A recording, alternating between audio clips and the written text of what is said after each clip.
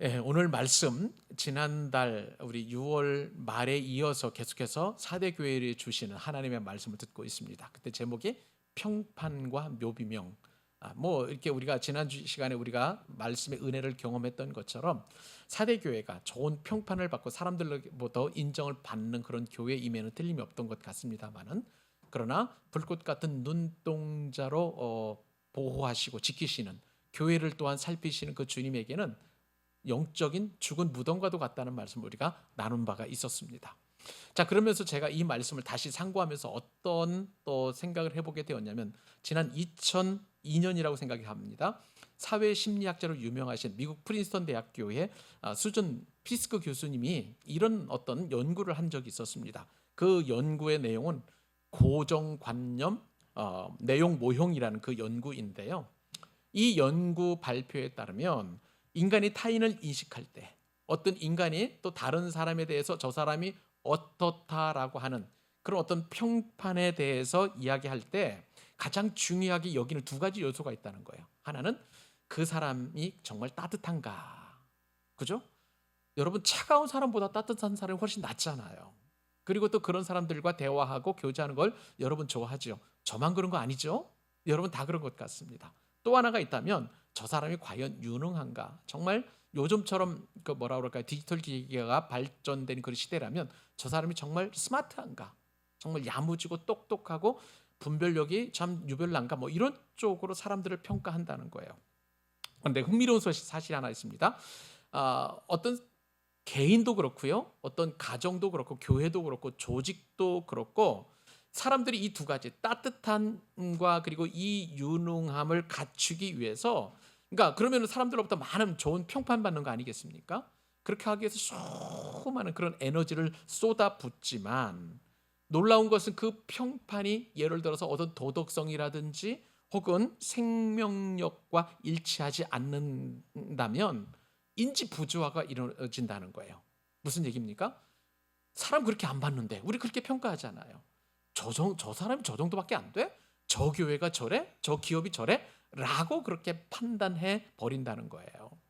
그러니까 어떤 이제 사람들은 또 혹은 어떤 조직은 정말 따뜻함과 유능함을 가지고 다른 사람들에게 좋은 이미지로 이렇게 다가가려고 하지만, 그 사람의 어떤 인격이라든지 삶의 태도라든지 그런 면에서 그 사람의 기대와 평판에 미치지 못하게 된다면 굉장히 혼란을 겪는다는 것이 바로 이 연구 결과의 핵심이자 결론이라고 할 수가 있을 것 같습니다. 자, 그런 관점에서 봤을 때 이 사회 심리학적인 그런 기준으로 봤었을 때에 일치하는 교회가 있어요. 그 교회가 어느 교회냐면 바로 이 사대 교회라고 할 수가 있습니다. 여러분, 우리가 지난 시간에 살펴봤던 것처럼 이 사대 교회는 어떤 교회입니까? 사람들로부터 굉장히 좋은 그런 평판을 받았어요. 예배가 살아있다, 사람들이 많이 모인다, 찬송이 있고 구제도 하고 봉사도 하고, 막 사람들끼리 막 사교적이고 막 그렇게 막 역동적이고, 교회의 어떤 그 우리가 가늠하고 예측하고 꿈꾸는 어떤 교회 모습들이 잔뜩 이 사대 교회 안에 다 들어와 있지만, 그런데 이 교회의 주인이시고 이 교회의 최종 판결자 판단자이신 주님의 입장에서 봤을 때 저 사대 교회는 영적인 묘비에 불과했다는 것을 우리가 지난 시간에 우리가 살펴보게 되었어요. 그래서 우리가 지난달에 살펴봤던 두 가지 교훈 여러분 기억하시는지 모르겠습니다만은, 첫 번째 교훈은 무엇이냐면요, 평판이라는 이름의 무덤이라는 거예요. 사람들로부터 그리고 다른 소아시아의 그 여섯 교회로부터 좋은 평판을 받았던 이 사대 교회는 좋은 평판은 받았지만 무덤이었다, 영적인 무덤이었다는 것을 우리가 살펴보고 깜짝 놀란 적이 있었습니다. 또 하나의 교훈은 무엇이었을까요? 그 사대 교회 안에는 온전한 행위가 하나도 없는 마치 영적인 묘지와도 같았던 교회였다라는 것에 우리가 큰 아픔을 경험하게 되었습니다. 여러분, 사대 교회는요, 겉은 화려했지만 영적인 어떤 그 뭐라고 할까요? 실력이라고 할까요? 그 내면은 텅텅 비어 있는 그런 무덤에 불과한 이 주님의 판단 때문에 우리가 큰 도전을 받게 되었습니다.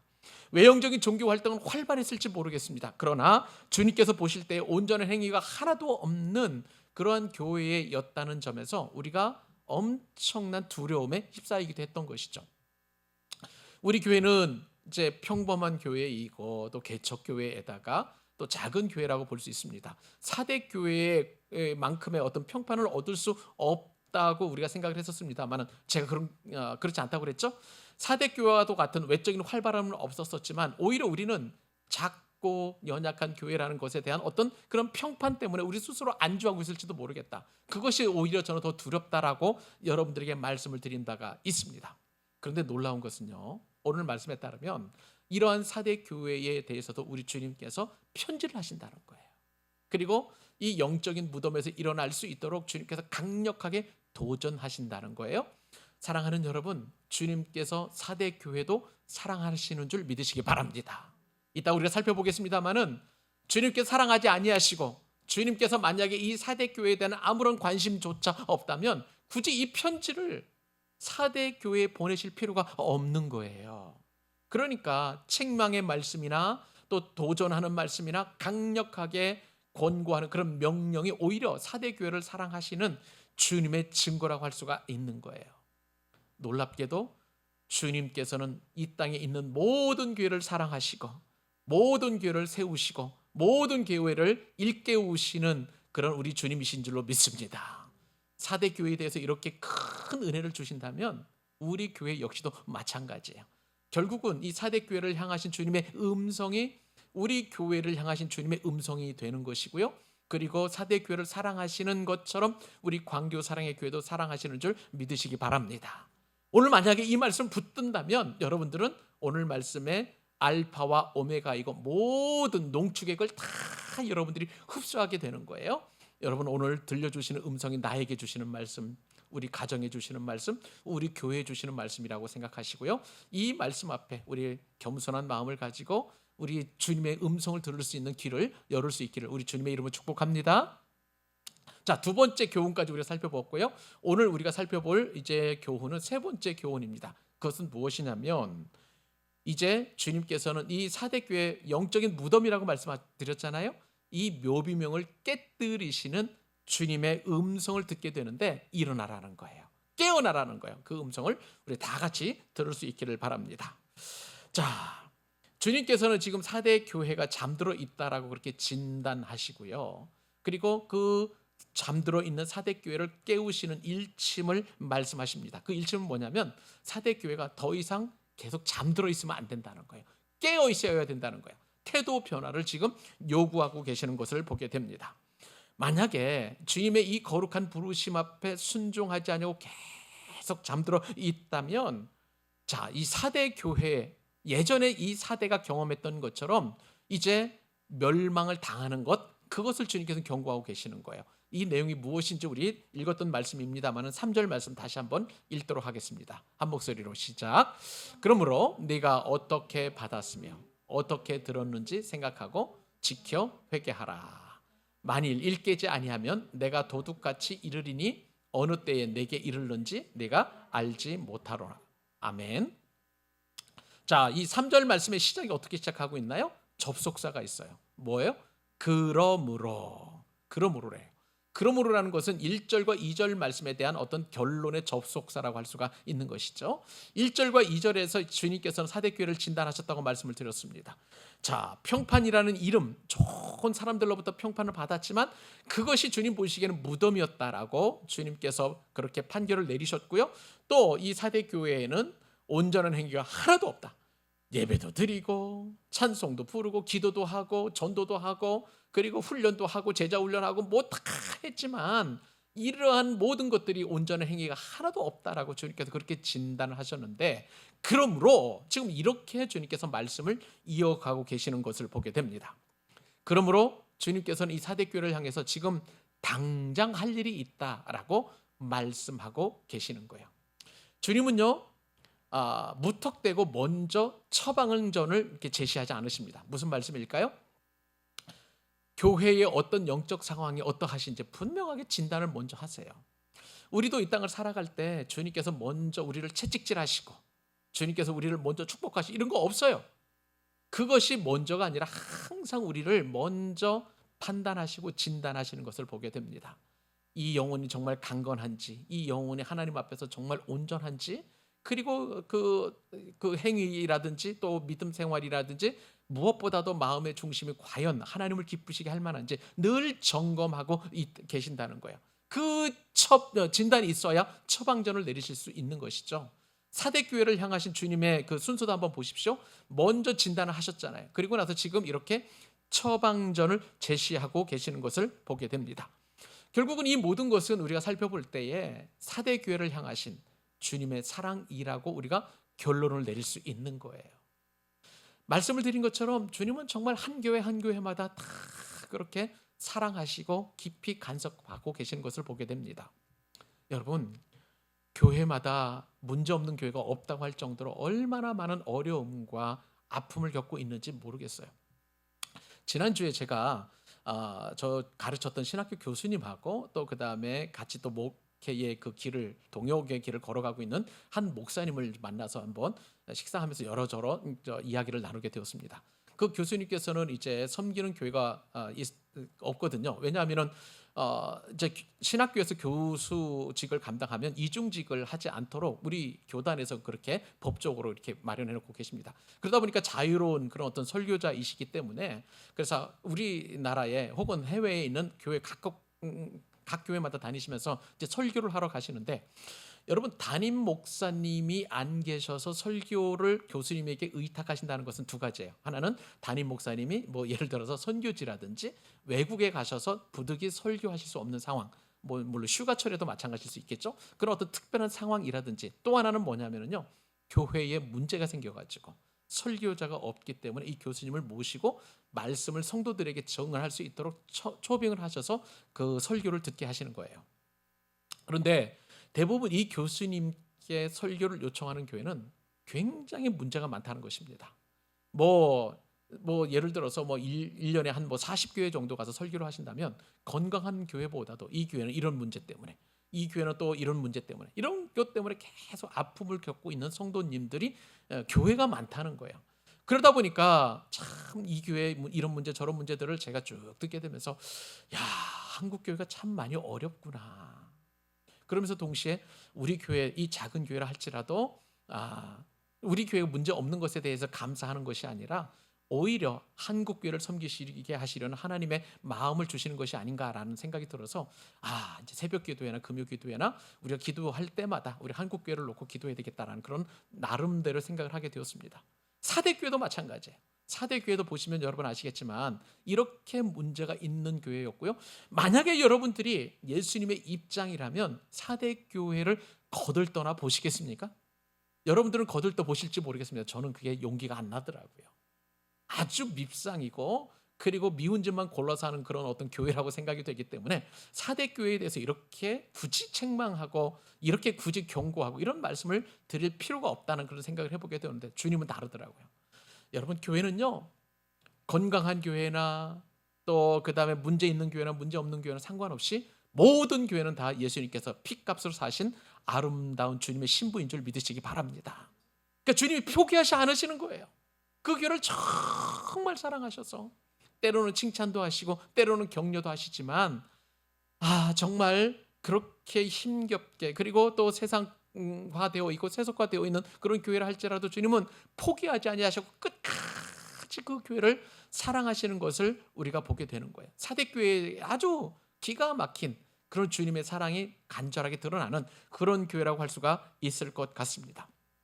여러분, 이것은 주님의 사랑이에요. 요즘 계속해서 우리가 새벽마다 히브리서 말씀을 우리가 묵상하고 있는데, 저는 히브리서 12장 이제 큐티하고 또 그다음에 말씀을 계속 읽어 나가니까 앞 내용에 이런 말씀이 있었습니다. 히브리서 12장 6절에 우리를 책망하시고 교훈하시는 하나님의 뜻이 있더라고요. 이렇게 히브리서 기자는 말씀하십니다. 주께서 그 사랑하시는 자를 뭐 하신다고요? 징계하시고. 주님께서 사랑하시는 자를 어떻게 하십니까? 징계하시고, 그가 받아들이시는 아들마다. 자, 하나님께서 사랑하시는 아들마다, 주님께서 인정하시는 그 자녀마다 채찍질하심이라 하였으니 믿으시면 아멘. 우리도 이 땅을 살아갈 때 참 주님께서 우리에게 징계나 혹은 채찍질을 당할 때가 얼마나 많은지 몰라요. 심지어는요, 우리는 원인도 몰라요. 이유도 몰라요. 주님께서는 전능하신 분이시니까 때로는 징계도 하시고 채찍질 당연하게 하실 수 있을 것 같습니다만은, 그런데 그 우리가 징계를 당할 때, 채찍질을 당할 때 우리가 느껴지는 것은 뭐냐면, 하나님께서 우리에게 분명한 그런 어떤 말씀을 하시는 경우는 극히 드물고 그냥 일단 의도 맞는 것 같아요. 징계 당하는 것 같아요.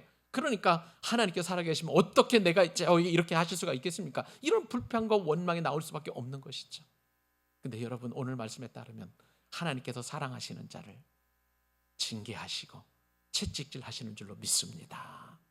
우리가 어떤 질병의 채찍, 경제적인 어떤 징계, 또 그 다음에 앞날에 대한 불투명한 것, 그 어떤 것이라 할지라도 주님께서 우리를 사랑하시는 확실한 증거임을 하나님의 말씀을 통해서 우리가 말씀해 주고 계십니다.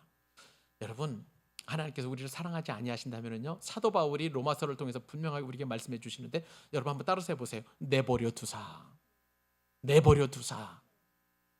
여러분, 이거 내버려 둔다는 것은 뭐냐면, 하나님께서 우리를 내버려 둔다는 것은 굉장히 두려운 거예요. 내버려 둔다는 것은 그대로 놔둔다는 거예요. 죄의 길에서 벗어나지 않도록, 그냥 죄의 길로 끝까지 가도록 그렇게 내버려 둔다는 거예요. 여러분, 이것을 일컬어서 유기라고 하는 거예요. 우리가 개를 버리거나 혹은 고양이를 버릴 때 유기한다고 하잖아요. 그래서 그것을 유기된 그런 어떤 그 개를 유기견이라고 하는 것처럼, 유기묘라고 하는 것처럼 하나님께서 그냥 내버려 두신다면 그냥 하나님께서 포기한 거예요. 여러분, 이 세상에서 가장 참혹한 사람, 비참한 사람은요, 하포자예요. 하나님께서 포기한 사람, 하포사입니다. 정말 두려운 사람이에요. 정말 우리는 두려움을 가져야 되는 거예요. 근데 놀라운 것은 하나님은 우리를 사랑하세요. 때려서라도, 징계해서라도 반드시 하나님 편으로 돌아올 수 있도록 그렇게 말씀하시는 줄 여러분 기억하실 수 있기를 바랍니다. 자, 사대교회를 그래서 사랑하셔서 하나님께서는 세 가지 사랑하시는 증거를 말씀해 주십니다. 하나님께서 말씀을 해 주시는데, 이 말씀을 듣고 사대교회는 반드시 그 명령, 말씀이 아니라 명령입니다. 그 명령에 순종해야만 하는 것인데요, 첫 번째는 여러분 따라서 해보십시다. 기억하라. 기억하라고 말씀하십니다. 기억하라고 하는 그 헬라어 단어를 제가 유심하게 봤는데요, 기억하라는 단어를 문에 모뉴에라는 그런 단어를 씁니다. 자, 이 문에 모뉴에 비슷하게 이제 영어의 메모리가 이제 이 단어에서 온 것으로 제가 추측을 하게 되는데, 자, 이 문에 모뉴에의 그 시제를 보게 되니까 현재 명령형이에요. 현재 명령형, 현재 시제로 명령하는 거예요. 제가 여러분 누누이 예전에 가끔씩 말씀을 드렸습니다만은, 헬라어에는 시제가 굉장히 중요하다고 말씀을 드렸는데, 현재라는 것은 지속적인 의미를 있는 거예요. 자, 그러면 여러분 기억하라고 말씀하셨습니다. 자, 그 기억은 한 번 기억하고 마는 거예요? 아니에요. 이 문법에 따르면, 이 시제에 따르면 계속 기억해야 되는 것입니다. 사랑하는 여러분, 우리도 주님을 기억해야 될 줄로 믿습니다. 한 번 기억하고 땡! 그것이 마지막 아니에요. 계속해서 우리가 매 순간마다, 매 시마다, 매일매일 그렇게 기억해야 하는데, 언제까지 우리가 그 주님을 기억해야 할까요? 주님이 다시 오실 때까지, 혹은 우리가 주님의 부르심을 받는 그날까지 계속 우리는 기억해야 하는 것입니다. 오늘 본문에 보니까 사대교회를 향해서 뭘 기억하라고 말씀하시냐면, 네가 어떻게 받았으며 어떻게 들었는지를 기억하라 라고 말씀하시는 거예요. 자, 이게 무슨 말씀일까요? 사대교회 성도들은요, 복음을 들었어요. 복음을 받아들였어요. 그러니까 이 받은 복음, 들었던 이 복음을 늘 기억하라는 것이 바로 주님께서 사랑하시는 사대교회를 향하신 명령인 줄로 믿습니다. 여러분, 우리가 매일 새벽마다 주님의 음성을 듣는 이유가 뭐예요? 매일매일 제가 여러분들에게 성경을 읽으라고 강조하고 말씀하는 이유가 무엇입니까? 우리에게 주신 그 복음, 우리에게 주신 그 은혜, 우리에게 주신 그 사랑을 늘 매 순간 매일매일 기억하라고 말씀하시는 거예요. 사대교회에 주신 이 명령은 바로 저와 여러분을 향하신 명령인 줄로 믿습니다. 복음을 들으셨죠? 하나님의 말씀을 받으셨죠? 내가 어떻게 받고 어떻게 들었는지를 늘 기억하라. 이것이 바로 하나님께서 사랑하시는 저와 여러분에게 주시는 주님의 첫 번째 명령인 줄로 믿습니다. 두 번째는요, 뭐냐면요, 두 번째 명령은 지키라예요. 지키라. 자, 첫 번째는 기억하라. 두 번째는 뭐라고요? 지키라. 이 지키라는 것도 헬라어 단어가 테레이라는 단어를 쓰는데, 자, 이 단어도 역시 문법적으로 볼 때 시제가 현재 명령형입니다. 자, 그러면 사대교회가 여러분 들었던 받았던 이 복음을 지키는데 한 번 지키고 마는 거예요? 아닙니다. 언제까지 지켜야 돼요? 주님 오시는 그날까지 계속 지켜야 될 줄로 믿습니다. 이 말씀을 통해서 칼빈의 그 장로교 창시자인 칼빈 목사님이 하신 말씀이 기억이 나요. 말씀은 박물관의 유물이 아니라 영혼의 호흡이다. 여러분, 혹시 이제 여름에 수영장 가시걸랑 반드시 한번 이건 한번 해보세요. 잠수 한번 해보시기 바랍니다. 잠수 한번 하면 여러분도 얼마만큼 잠수하실 수 있을까요? 2분 정도 하실 수 있겠습니까? 그러면 여러분들은 어류입니다. 그렇게 우리는 오랫동안 그 숨을 못 참는 게 아니에요. 한 30초 참으면 정말 많이 참는 것입니다. 그런데 여러분, 이 영혼의 호흡이라고 하는 것은 뭐냐면 계속 하나님의 우리에게 주셨던 말씀들을 지키는 것, 그것은 무엇이냐면 계속 우리가 호흡을 해야 된다는 거예요. 우리가 마치 살기 위해서 끊임없이 우리가 호흡하는 것처럼 내 영혼이 살기 위해서 하나님의 말씀을 끊임없이 듣고 끊임없이 사모하고 끊임없이 읽고 끊임없이 지키는 것, 이것이 바로 사대교회에 주신 주님의 귀한 두 번째 명령이라는 거예요. 기억하는 것하고 또 그 주님의 말씀, 하나님의 말씀을 지키는 것, 이것을 계속 지속적으로 하라고 주님께서는 지금 명령하십니다. 세 번째 명령은 무엇이냐면요, 따라서 해보십시다. 회개하라. 회개하라고 말씀하십니다. 회개하라는 이 그 헬라어 단어가 메타노이슨이라고 하는 그런 단어를 쓰는데, 메타노이아가 이제 회개하다라는 동사의 원형인데, 그런데 이 메타노이슨은 무엇이냐면요, 부정과거 명령형이에요. 명령형인데 어떤 시제를 쓰고 있냐면 부정과거라는 것입니다. 자, 여러분, 시제 아까 말씀을 드렸을 때 현재형은 계속 지속적인 의미가 있다고 말씀을 드렸어요. 맞죠? 근데 이 부정과거의 시제는 어떤 그 의미를 가지고 있냐면 단회적이에요. 딱 한 번이에요. 그리고 즉시라는 의미를 동시에 가지고 있습니다. 자, 그러면 이 4대 교회를 향해서 회개하라 라고 하시는 그 말씀을, 이 시제를 딱 염두에 두고 읽게 된다면 어떻게 되냐면요, 너는 회개해? 계속 회개하는 것이 아니라 즉시 회개하고 단번에 회개해 라고 하는 아주 강력한 명령이라고 하는 것을 보게 됩니다. 여러분, 지금 4대 교회는요, 평판에 취해 있어요. 사람들로부터 저 교회 살아있다, 저 교회 은혜롭다, 저 교회 막 정말 활발하다, 많은 사람들이 몰려가는 거 보니까 하나님께서 기뻐하시는 교회인 것 같다, 이런 칭찬들을 다 잔뜩 들었어요. 그리고 또 그들 스스로도 서로 모여서 교제하고 그 다음에 예배하고 찬송하고 막 구제하고 이런 것들을 보니까 막 우리 교회는 정말 하나님께서 기뻐하시는 교회와 같은 그런 착각을 서로 가지고 있었었는데 아니라는 거예요.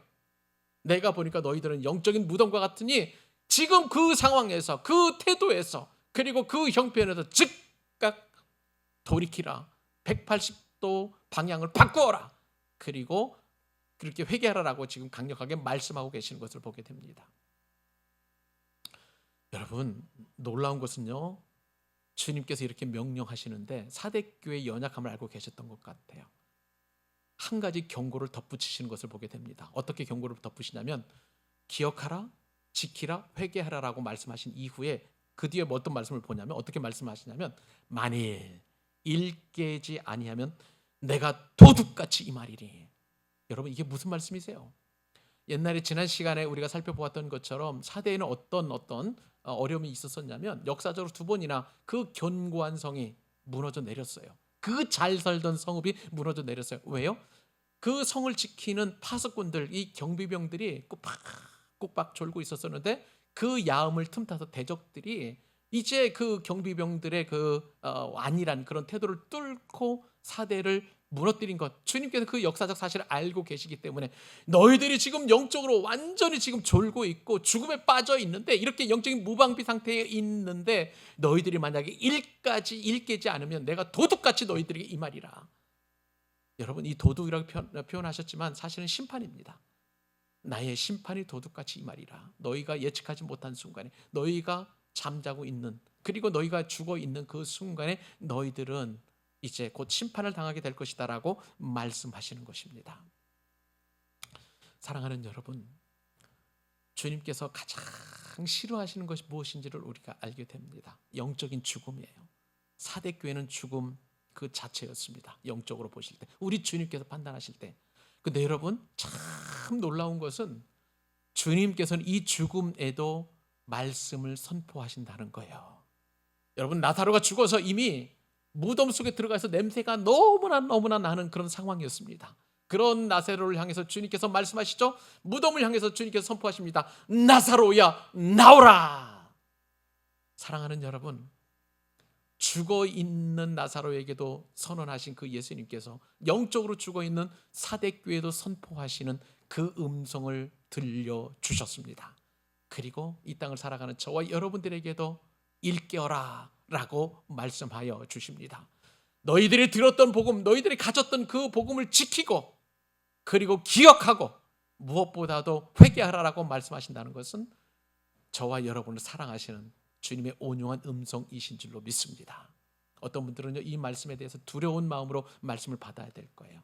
어떤 분들은요, 이 말씀을 나를 사랑하시는 그 증거의 말씀으로 들어야 될 줄로 믿습니다. 이 말씀이 나를 향하신 말씀이라는 것을 기억하시고 우리 광교 사랑의 교회를 향하신 말씀이라는 걸 기억하시고 이 음성 듣고 믿음으로 반응하고 순종하는 저와 여러분 되시기를 우리 주님의 이름으로 축복합니다. 마지막 교훈입니다. 네 번째 교훈 우리가 살펴보도록 하십시다. 네 번째 교훈은 무엇이냐면요, 이제는 책망하시고 징계하셨다면 놀라운 것은 이제 주님께서 축복을 주시는데 주님의 생명책에서 절대 이름을 지우지 않는다는 사실이에요. 여러분 우리가 만약에 사람이 죽었다고 한번 가정을 해보십시다. 사람이 죽게 되면 사람의 이름은 지워져요. 그렇지 않겠습니까? 가장 먼저 지움을 당하는 것은 우리 가족의 가족관계 증명서에서 그 이름이 지워져요. 그죠? 사람들은 지워집니다.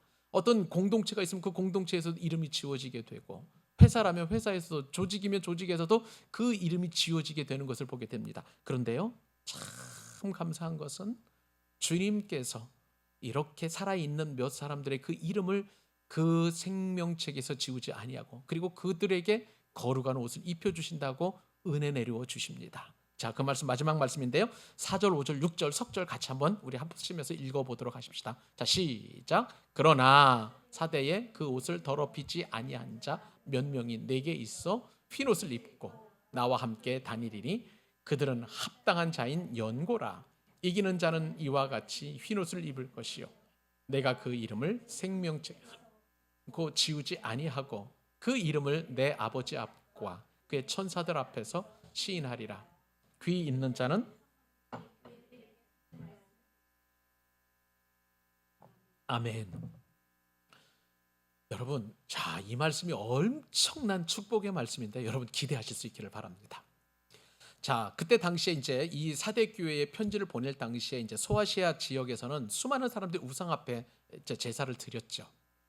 우리는 하나님 앞에 예배 드리는 것이 참 축복이고 사대교회 성도님들도 이제 그렇게 예배를 드렸을 텐데, 그런데 예배 드리는 사람이나 혹은 이제 제사 드리는 그런 우상에게 제사 드린다 할지라도 반드시 사람들은 옷을 정결하게 입어야 됐어요. 근데 그 정결함의 표현이 뭐냐면 항상 흰 옷을 입었습니다. 여러분들이 유심히 보셨는지 모르겠습니다만은 그 유림들이라고 해서 그 유교를 믿는 사람들이 있지요. 성균관이라든지 아니면 어떤 뭐 사당이라든지 집안의 어떤 큰 어떤 뭐라고 할까요? 조상을 위패를 모시고 있는 그런 곳에 가면 이제 뭐 1년에 한 번 뭐 어떤 무슨 절기에 따라서 한식이면 한식, 뭐 청명이면 청명, 어떤 집안의 어떤 내력에 의해서 이제 제사를 드릴 때가 있습니다. 그런데 반드시 그 제사를 드리는 사람들은 의관 정제를 하죠. 그래서 머리에 갓 같은 것도 쓰기도 하고 항상 옷을 입는데, 잘 보신 분은 아시겠습니다만 항상 두루마기 흰 옷을 입는 것을 보시게 됩니다. 우상들에게도 그렇게 옷을 입었어요. 그러니까 흰 옷을 입는다는 것은 그 제사를 드리는 사람이나 혹은 아니면 이제 예배를 드리는 사람이 하나님 앞에 정결된 모습으로 그렇게 나아간다는 것을 말합니다. 그래서 오늘은 저도 와이셔츠를 흰색을 한번 입어봤습니다. 오늘 설교하기 위해서. 자, 그런데 이 말씀을 우리가 잘 생각을 해본다면 이제 이 사대 교회에 그 옷을 더럽히지 아니한 자 몇 명이 있어라고 그렇게 말씀합니다. 여러분, 사대 교회에 성도들이 많았다고 말씀을 드렸잖아요. 유명한 교회라고 말씀드렸잖아요. 다른 교회나 다른 또 사람들이 인정할 만큼 저 교회는 정말 부흥이 되어 있어 라고 그렇게 인정하는 그런 평판을 받는 교회였는데, 자, 이 4절 말씀 잘 보시면 사대에 그 옷을 더럽히지 아니한 사람이 얼마만큼 있냐면요, 대다수 성도님들이 그렇게 더럽히지 아니하였으면 우리 주님께서 얼마나 기뻐하셨을까 싶습니다만은, 그런데 이 말씀에 따르면 흰 옷을 입은 자, 하나님 앞에 합당하게 예배드리는 자가 몇 명밖에 없었다는 거예요. 극히 소수만이 그렇게 하나님 앞에서 흰 옷을 입었다는 것을 말씀해 주고 있는 것입니다. 그렇기 때문에 사대교회는 정말 하나님께서, 주님께서 보시기에 책망하실 수밖에 없는 거예요. 자, 그러면 도대체 주님께서 이 사대교회를 책망하시는 그런 여러 가지 원인들이 무엇이었을까? 뭐 사대교회 보시면 여러분 아시겠습니다만, 다른 뭐 두아디라 교회나 버가마 교회나처럼 뭐 이세벨을 뭐 용납한 것도 아니었고, 영적인 간음에 빠진 것도 아니었고, 자, 이들은 그냥 사대교회는 영적인 죽음에 이렇게 머무르게 되었는데, 자, 그런데 이 사대교회 이 영적인 죽음에 대해서 하나님께서, 주님께서 보실 때 그들은요, 이 영적인 죽음으로 말미암아서 옷을 더럽혔다라고 보시는 거예요. 하나님 앞에 예배를 드린다 할지라도 영과 진리로 예배를 드리는 것이 아니라 그저 그냥 주일이니까 어쩔 수 없이 나온다. 이것이 우리 시대에 만약에 그 사대교회의 특징이라고 할 수가 있을 것 같습니다. 형식적인 예배. 하나님께 나올 때에 어떤 정말 진정한 마음을 가지고 하나님 앞에 예배 드리는 것이 아니라 어쩔 수 없이 그렇게 예배 드리는 우리의 연약한 모습이 바로, 우리가 너희들이 살았다 하기는 하지만, 그런 평판을 가졌지만 그러나 죽은 자로다라고 말씀하시는 그 주님의 그 진단인 거예요. 그렇기 때문에 사대교회 향해서 주님께서 깨어라 말씀하시고, 만약 깨어나지 아니하면, 그러니까 이미 사대교회는 대다수의 사람들이 다 영적으로 죽어 있었다. 그러나 몇 명만 깨어 있었고 흰옷을 입었다라고 말씀하시는 거예요. 여러분, 사대교회가 이렇게 흰옷을 입지 않은 또 다른, 영적인 죽음뿐만 아니라 또 다른 문제는 뭐냐면요, 세상과의 타협으로 옷이 더러워졌다는 것을 보게 됩니다. 우리는요, 하나님의 선한 영향력을 미치도록 창조된 사람들이에요. 그렇게 구별되어서 우리가 예수 그리스도의 보혈로 우리가 정결함을 입은 사람들입니다. 그런데 이 선한 영향력을 세상으로 가서 미쳐야 되는데, 오히려 세상에 가지고 있는 가치관, 세상 사람들이 이렇게 살아가는데 그러한 모습들을 다 가지고 교회 안으로 들어오는 것을 보게 돼요. 자, 제가 어제 어떤 결혼식을 참석을 하게 되었습니다만, 거기 보는데 분명히 양가 집안이 다 교회 다니는 분이신데 안타깝게도 예배가 없어요. 그리고 제가 너무 안타깝게 생각했던 것은 무엇이냐면, 하나님께서 이 가정을 이루실 때에 하나님의 그 말씀으로 이제 그 가정을 이루게 된 것인데, 거기에서는 성혼 선언을 사회자가 하더라고요. 그래서 제가 정말 안타까워 가지고 참 제 마음속에 이렇게 가슴 한켠에 담아 두었던 것을 보게 됩니다. 요즘은 세상이 그렇게 바뀐다, 세상이 그렇게 흘러간다 할지라도 아니에요. 하나님께서 가정을 허락해 주셔야만, 하나님께서 인정해 주셔야만 그 복되고 영광스러운 가정이지, 사람들끼리 서로 약속하다가 조금만 성격 차이로, 조금만 인생의 고난이 오면 반드시 또 헤어질 수 있는 빌미를 만들어 놓은 거예요. 왜냐하면 하나님께서 그 가정을 보호하시고 인정하시는 그런 어떤 절차와 예배가 없었기 때문에 저는 그런 것이라고 생각합니다. 가정은 너무 소중한데 너무나 안타까운 것을 보게 됩니다. 이것이 바로 사대교회의 그런 모습들이었던 것을 보게 돼요. 세 번째, 이 사대교회의 문제는 무엇이냐면요, 신앙의 형식만 남아 있었던 것을 보게 됩니다. 말씀드린 것처럼 내 행위의 온전한 것을 내가 찾지 못하였다라고 하시는 그 주님의 진단 말씀을 보니까 그들은 형식만 남아 있었었고요. 그리고 무엇보다도 이 말씀에 따르면, 4절 말씀에 따르면 흰옷을 입지 아니한 자 몇 명만 남았다는 것을 보게 되면, 결국은 끝까지 이 사대교회 성도들은 믿음을 지키지 않은 것 같아요. 그러니까 하나님 앞에 이 거룩한 옷을 입고 즐거이 헌신해야 하는데, 그럼에도 불구하고 이 흰 옷을 입은 사람이 몇 명밖에 남아 있지 않았다는 그런 엄청난 그런 주님의 판단을 받게 된 것이 바로 이 사대교회의 문제였던 것이죠. 결국은 사대 교회가 이렇게 주님의 책망을 받게 된 것은 한두 가지 그런 어떤 죄목이 아니었던 거예요. 여러 가지 원인들과 요인들이 합쳐져서 주님께서 이렇게 책망하시고 징계하시는 음성을 듣게 되는 것이죠. 근데 놀라운 것은요, 주님께서 사대교회에 남겨진 자를 보셨습니다. 그분들을 어떻게 표현하냐면 주님께서는요, 이기는 자라고 말씀하십니다. 따라서 해보십시다. 이기는 자. 이기는 자. 자, 이기는 자가 도대체 뭐예요? 각각 교회마다 이기는 자들이 다 있었습니다. 서문학교회는 서문학교회, 또 그 다음에 뭐 버가목교회는 버가목교회, 에베소교회는 에베소교회, 그렇게 이기는 자들이 있었었는데 이 4대 교회의 이기는 자는 흰옷을 끝까지 지킨 자예요. 흰옷을 끝까지 입은 자들이에요. 그 이야기는 무엇이냐면 끝까지 믿음을 지킨 자라는 것을 의미하고 있습니다. 그런데 이러한 이기는 자에게 주님께서 엄청난 복을 주시는데 한번 세워보십시오. 첫 번째 복은요, 여러분 놀랍게도 흰옷을 입혀주신다는 사실이에요. 이 축복은요, 사대교회 본문 가운데 가장 아름다운 약속인 줄로 믿습니다.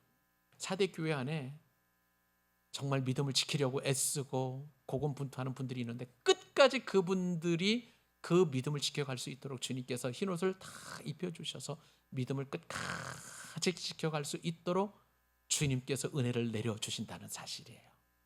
저는요, 우리 교회 모든 성도님들이, 그리고 온라인으로 예배드리는 우리 모든 교우들이 주님께서 입혀주시는 이 흰옷을 끝까지 입을 수 있기를 우리 주님의 이름으로 축복합니다.